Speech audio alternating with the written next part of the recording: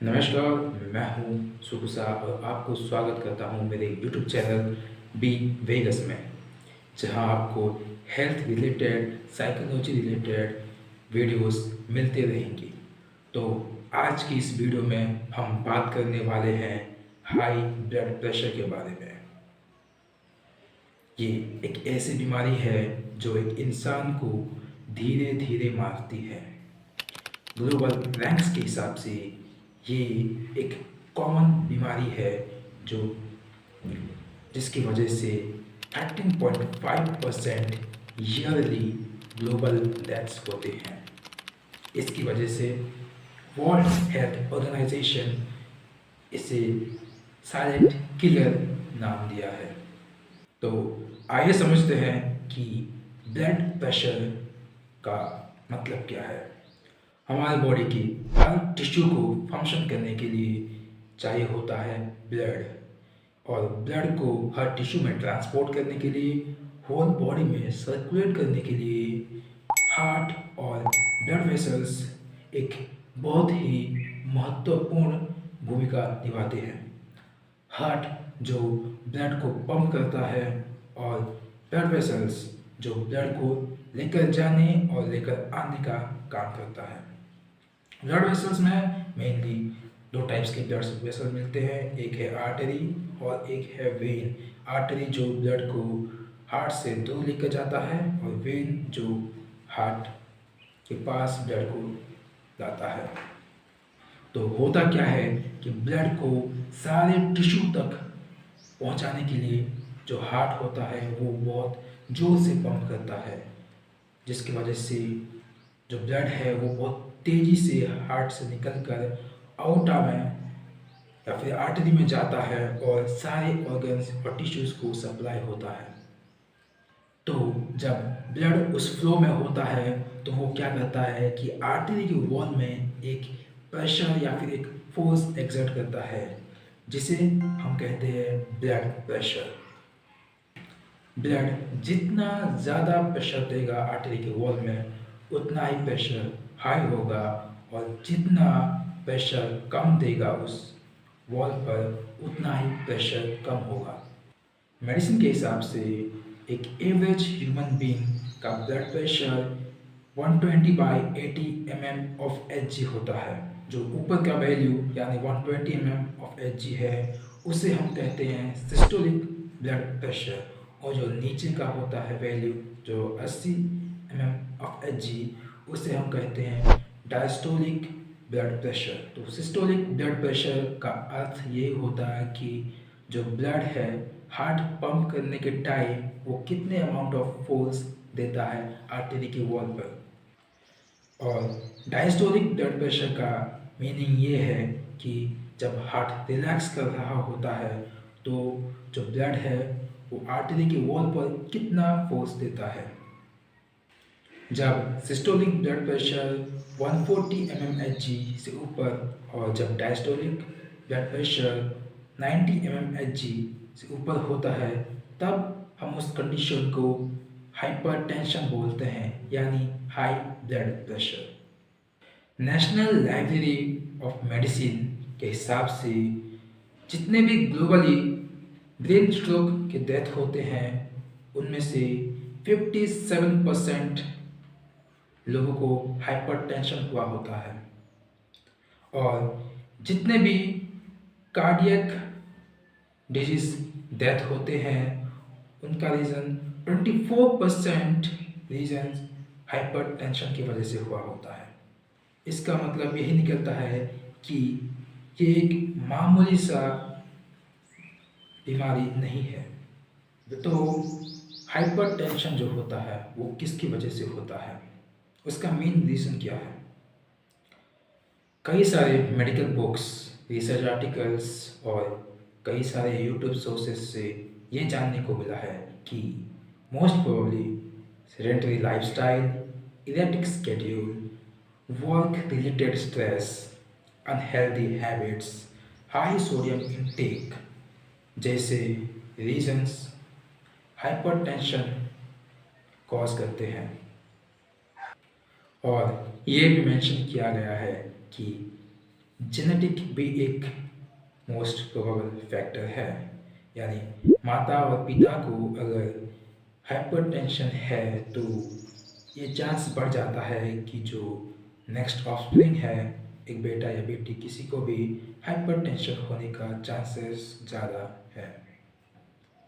Well, multiple research के हिसाब से जो भी पर्सन टोबैको कंज्यूम करता है, अल्कोहल कंज्यूम करता है, इलिटरेट है, मतलब कि उसे एक हेल्थ और इलनेस का अच्छे से नॉलेज नहीं है, कौन सा डाइट लेना चाहिए कौन सा नहीं, एक बैलेंस डाइट का नॉलेज नहीं है उन्हें, एक ओबेस पर्सन, एक अनएक्टिव पर्सन जो एक सेडेंटरी लाइफस्टाइल जी रहा है, और बहुत सारी चीज़ जैसे कि एक हम बोल सकते हैं हाई सोडियम इंटेक, जब कोई बंदा बहुत सारा नमक खाता है अपने डाइट पे, या फिर कुछ भी एक्सरसाइज नहीं करता और बहुत स्ट्रेस लेता है लाइफ में, एक छोटी छोटी चीज़ों में भी स्ट्रेस लेता है, वो ये सब लोग ज़्यादातर रिस्क पे है कि उन्हें हाइपरटेंशन होगा।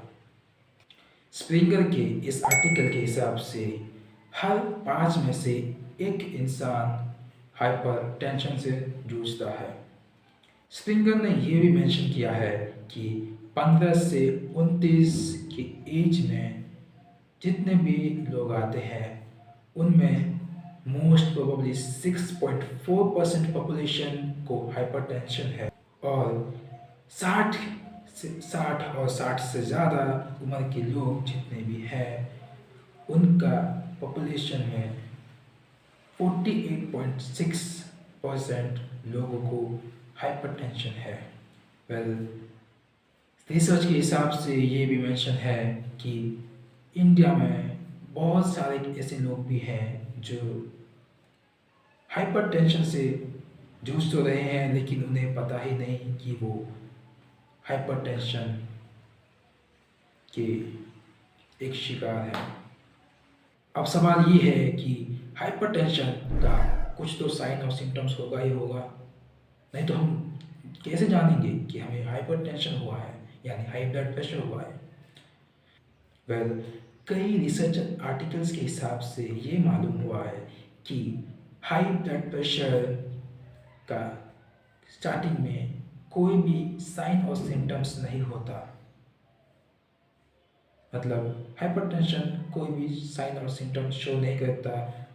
हाँ, अगर आप एक स्पिग्मोमानोमीटर जो बीपी चेक करने के लिए यूज़ होता है, आप उसका यूज़ करके अपना बीपी चेक करें तो आप जान पाएंगे कि आपको हाई ब्लड प्रेशर है, लेकिन स्टार्टिंग में आपको पता ही नहीं चलेगा कि आपको हाइपरटेंशन है। लेकिन जैसे ही आपको लॉन्ग टर्म के लिए हाइपरटेंशन होगा तो आपको सिम्टम्स जैसे dizziness, blur vision, fatigue, headache जैसे सिम्टम्स आपको देखने को मिलेंगे। अगर लॉन्ग टर्म के लिए हाई ब्लड प्रेशर रहे तो हमें कॉम्प्लिकेशन जैसे brain stroke, heart diseases, dementia, vision loss जैसे कॉम्प्लिकेशंस देखने को मिलते हैं। तो अब हम कैसे इस बीमारी को मैनेज कर सकते हैं या फिर ट्रीट कर सकते हैं?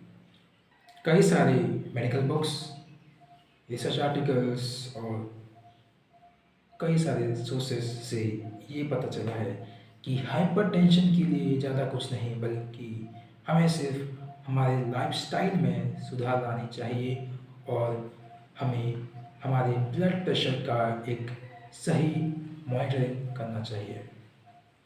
फर्स्ट, लाइफस्टाइल सुधारने के लिए अगर आपका लाइफस्टाइल एक सेडेंटरी लाइफस्टाइल है, मतलब आप कुछ नहीं करते, बस सिर्फ बेड में लेटे रहते हैं, कुछ नहीं करते इतना, तो आपको एक थोड़ा भी एक्टिव काम करना चालू कर देना चाहिए।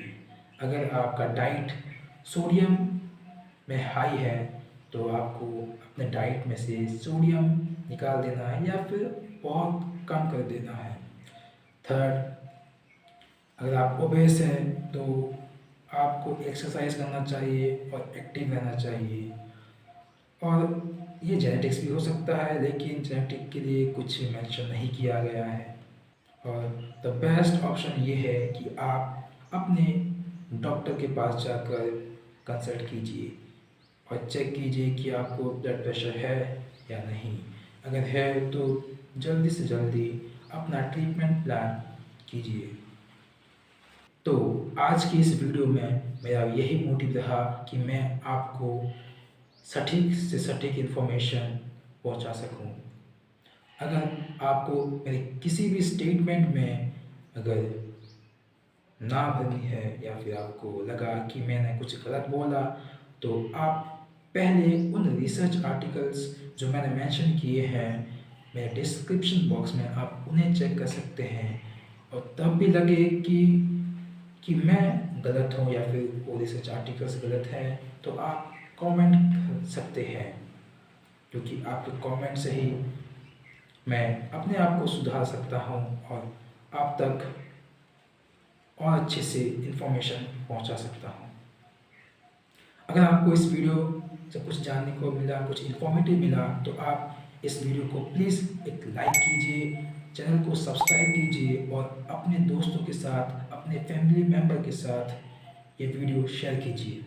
तब तक मिलते हैं अगले वीडियो में। Thank you for watching.